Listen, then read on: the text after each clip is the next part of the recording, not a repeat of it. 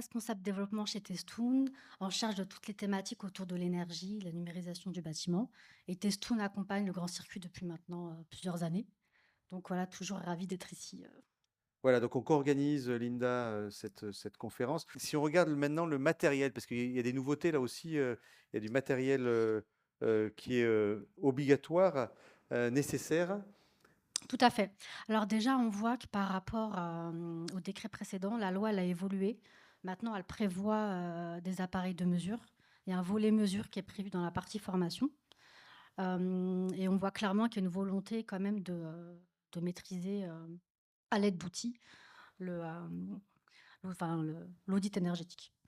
Donc du coup, nous, ce qu'on a fait, c'est que pour répondre à cette demande, on a créé un pack.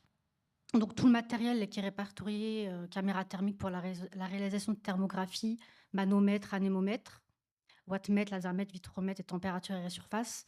On a créé un pack audit en collaboration avec des centres de formation pour justement répondre à la demande des centres de formation qui vont devoir les former à l'utilisation du matériel. Parce que l'obligation elle va être portée sur la formation à l'utilisation du matériel. Linda, là, je voyais le matériel, par exemple des caméras thermiques, il y a des choses assez classiques, Oui, un télémètre, un vitromètre, mais une caméra thermique, il y a différents niveaux de caméra thermique, différents niveaux de précision. tout à fait. Est-ce que la loi oblige un niveau minima de performance de la caméra thermique ou, Alors, nous, quand on a fait cette sélection de matériel, en collaboration avec les centres de formation, on a fait attention à proposer le matériel adéquat en fonction du niveau de performance et du niveau de prix. Ça veut dire que là, la caméra thermique, par exemple, sélectionnée, c'est une caméra thermique qui va répondre aux besoins de l'audit. Par rapport aux paramètres qu'elle a, on peut faire un audit énergétique maison individuelle sans forcément qu'elle ait un coût trop élevé, quoi. On a quand même fait attention aux paramètres prix. j'ai envie de vous poser la question. Alors, c'est quoi le, c'est quoi pour les diagnostiqueurs? Mais ça vaut pour les formations. Si on regarde, je vais pas demander pas un champ concurrentiel, mais c'est quoi les enjeux financiers pour un diagnostiqueur si on regarde matériel? Il y a un prix sur le matériel, il y a pas de souci. Je vais pas repartir bredouille. Avant d'y venir, je voulais juste dire qu'en fait, que le choix du matériel a été fait justement en fonction du prix. On Ouais. a fait attention que ce soit pas, un prix, trop élevé, tout en faisant attention aussi au niveau de performance, Ouais. sans forcément toucher au niveau de performance. Ce qui fait que, par exemple, la caméra thermique, on peut en avoir une, celle-là, elle est à peu près à 400 € et elle est pas chère pour une caméra thermique et elle répond très bien aux besoins de l'audit actuel. Oui, parce qu'il faut qu'aussi que la caméra thermique en termes de formation, soit Oui, pas trop complexe et puisse rentrer oui, dans la formation, oui. le pack global, vous avez, Oui, je peux donner le prix. Là, le pack global, il est à 1 999 bon, €. Sur ce matériel-là, on a mis à disposition des vidéos explicatives de chaque produit ouais. pour que, chacun puisse regarder à quoi ça peut lui servir dans le cadre de l'audit et ça, c'est mis en annexe à la fin, voilà. Sur, Voilà, donc on va pouvoir retrouver, l'usage qu'on peut faire de chacun des oui, matériels? Oui. dans le cadre de l'audit, en des vidéos explicatives pas trop courtes, pas trop longues. Et ça se trouve sur le site, Testoon? Non, c'est en annexe de la présentation. Un annexe de la Oui, présentation? donc à la fin, ceux qui auront la présentation, ils pourront le Alors, si on regarde, maintenant, Linda, un retour d'expérience, sur l'utilisation, du matériel, je crois que vous avez une diapo, ou oui, 2 à nous montrer. oui. Finalement, c'est quoi l'utilisation optimale de ce matériel? Bah, ce Et qu'on puis remarque et ce qu'on disait aussi, c'est qu'on est dans un champ concurrentiel, néanmoins, et donc ce qu'on voyait, c'est quand on a préparé cette conférence, hein, c'est venu naturellement, on s'est dit: «Oui, le matériel, c'est aussi un élément différenciant de la qualité de la prestation qu'on peut réaliser». Oui, tout à fait, ça aide en tout cas.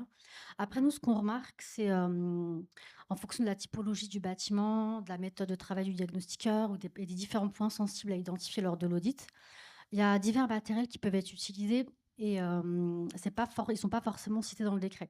C'est-à-dire, il va y en avoir d'autres qui sont pas cités, qui vont avoir leur utilité. Et ce qu'on remarque par rapport à des retours d'expérience terrain, c'est qu'il y en a pas mal qui utilisent la caméra d'inspection pour contrôler, la présence d'isolant derrière un mur. Ça, c'est en plus du pack, hein, ça c'est si on veut Oui, aller un peu plus loin. oui, tout à fait. Ça, c'est en plus et c'est ce qu'on remarque dans la pratique, en fait. Alors, en plus de ce qui peut être utilisé dans le pack, bien entendu, qui est dans le décret et qui est utile, ça, c'est d'autres matériels qui s'avèrent utiles dans l'utilisation, dans le cadre des audits Et pour la caméra d'inspection, en fait, donc, ça permet de mesurer, enfin de vérifier, pardon, la présence d'isolant derrière un mur et compléter avec une caméra thermique, on vérifie, l'homogénéité de cet isolant dans le mur. Ouais. Et l'intérêt de ce que me rapportaient, les diagnostiqueurs, c'est qu'on peut en fait, ça aide à faire des diagnostics plus approfondis. Quand on va approfondir un petit peu plus, une investigation, investiguer un petit peu plus, ben, on utilise ça et ça permet parfois de confirmer, certaines choses vues pendant l'audit et cetera. Donc il y en a qui y trouvent leur compte en l'utilisant, quoi. Oui, ça paraît quand même indispensable de savoir s'il y a de l'isolant ou pas dans un mur. Après, plus, sur, l'aspect humidité, on voit que parfois dans la recherche d'humidité, dans un logement, un humidimètre vient confirmer la présence ou non d'humidité. Pareil pour l'humidité de l'air, il y a des appareils de mesure qui permettent de le mesurer. Donc ça aide en fait à préciser un peu les audits, voilà, dans les cas où il y a besoin. Pareil par rapport à l'épaisseur des murs, il y en a pas mal qui nous ont demandé comment on peut calculer, l'épaisseur, d'un mur. Bah, maintenant on a identifié un appareil, on l'a testé. Sans faire un trou avec la chignole, Oui, comme Bourvil sans pouvait le faire de faire. trou. Donc c'est plus simple, effectivement. Oui, un appareil beaucoup plus simple, on le met de part et d'autre du mur et du coup, grâce à la technologie de l'appareil, on mesure l'épaisseur totale du mur, assez facilement. Donc ça aussi, ça peut avoir son utilité et enfin le coFU, qui est connu donc pour, le contrôle de la performance thermique des parois. Donc c'est un outil très intéressant, pour l'audit énergétique. C'est juste sa mise en œuvre qui est pas facile. Donc du coup, ce qu'il en ressort, c'est plutôt en fait pour les audits qu'on appelait avant incitatifs. Donc ceux qui demandent en fait forcément de la rénovation derrière. Il prend plus son sens, dans ce cadre-là. Pour les audits, passoires thermiques, en fait, vu qu'on va un peu au plus vite et on ne sait pas trop s'il y aura une réno ou pas, parce que c'est l'acheteur après qui décidera. Ouais, En général, ils se cassent pas trop la tête et utilisent cet appareil. ouais.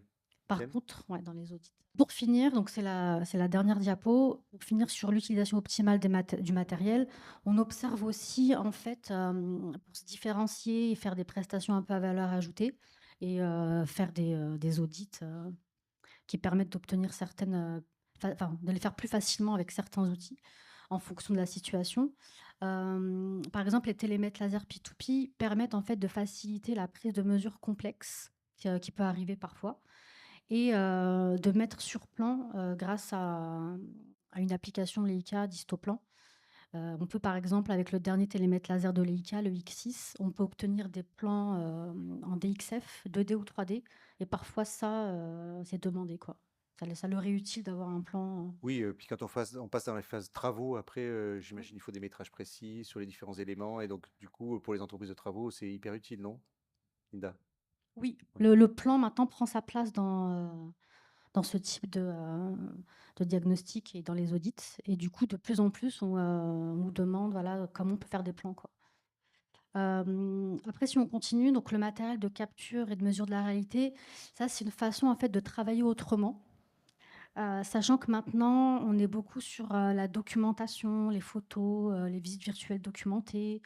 C'est beaucoup plus parlant, c'est visuel, on voit de quoi on parle, c'est moins technique. Enfin, c'est technique, mais du coup, c'est de la technique plus compréhensive. Et on voit une espèce de tendance se développer autour de ces outils pour faire les diagnostics, dont les audits. Et il y en a qui travaillent avec. Donc, il y en a qui prennent voilà, peu importe que ce soit caméra 360 pour juste de la visite virtuelle ou plutôt du scanner pour aller plus loin dans les mesures et dans les plans. On voit un peu l'adoption de ces nouvelles technologies. Et si on veut parler de retour d'expérience, j'ai un diagnostiqueur, par exemple, qui utilise pas mal la Pro 3, la caméra de Matterport, le scanner de Matterport, C'est lequel, là, celui du milieu. celui du milieu? Celui du milieu. Et du coup, il l'utilise régulièrement dans ses audits. Il fait tous ses audits avec. Il me dit pour lui, c'est un gain de temps, ça le facilite, il trouve son compte. En fait, ce qu'il fait, c'est qu'il il scanne le bien. Il retourne ensuite au bureau. Et au bureau, c'est au bureau qu'il revisualise le tout à tête reposée et qui peut voir s'il n'y a pas d'oubli de Ah chiffrage. oui. Il peut réfléchir plus posément sur les travaux induits, s'il y a en cas d'isolation et tout. Et lui, ça lui permet de travailler plus efficacement, en fait. Oui, ça permet de retravailler après au bureau en étant presque dans le bâtiment, hein, de manière virtuelle, hein. Oui, Et donc, ça évite un retour sur le terrain et ouais, qui pourra, une mesure qui pourrait manquer tout à fait. pour faire un projet complet. Ouais, Pardon. c'est ça. C'est un Merci, peu l'idée. Merci Linda pour ces éléments.